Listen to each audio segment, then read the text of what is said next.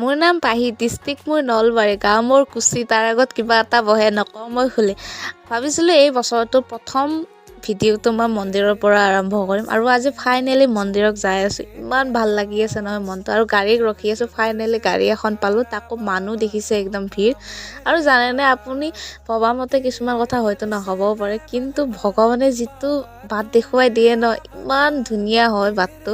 মই কিয় কৈছোঁ জানেনে, 25 চনত ভাবি আছিলোঁ যে গণেশ মন্দিৰত যাম, তাতে সেৱা কৰিম, কিন্তু মই ভবাই নাছিলোঁ ৰঙিয়াৰ এই মন্দিৰটোত আহিম বুলি। আনকি আপুনি জানে, বিশ্বাস কৰে নে নকৰে নাজানো, আনকি এই মন্দিৰটোত অহাৰ আগ মুহূৰ্তলৈকে এই মন্দিৰটোত অহা প্লেন নাছিলে। আমি বেলেগ এটা মন্দিৰত যোৱা কথা আছিল, কিন্তু চিনি নাপাওঁ কাৰণে এই মন্দিৰটোত আহিলোঁ।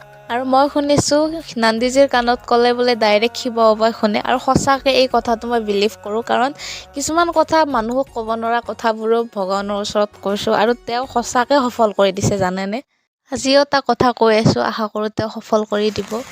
যেতিয়া ভগৰাপাৰা তেনেকৈ আহিলোঁ নহয়, অহাৰ লগে লগে মোক এখন গাড়ী আছে, আৰু ইমান মানৰ ধৰক গাড়ীখন মই এটা মানটো মোক ডাইৰেক্ট ৰখাই দিছে।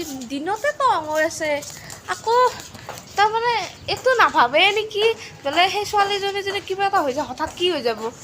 এতিয়া মোৰ কি হ'ল, মই ৰাস্তা পাৰ হৈ আছিলোঁ, তাৰে পাছত মোৰ ফোনটো আহোঁতে মই ফোনটো ৰিচিভ কৰিছিলোঁ মাত্ৰ, তাৰে পাছতে এই ঘটনাটো হৈছিল জানেনে। মানে কি চাইডবোৰ চাই চিতি গাড়ীবোৰ চলাব নোৱাৰে নেকি, আৰু মানুহ যিফালে আছে সিফালেদি গাড়ীখন সোমাই দিব লাগেনে। আৰু প্লিজ চাইডবোৰ চাই গাড়ীবোৰ চলাব, কাৰণ চবৰে ফেমিলি থাকে, মোৰো মা দেউতা আছে হয়নে। আৰু জানো ভগৱান থাকিলে একো থাকিব নালাগে, তথাপিও আৰু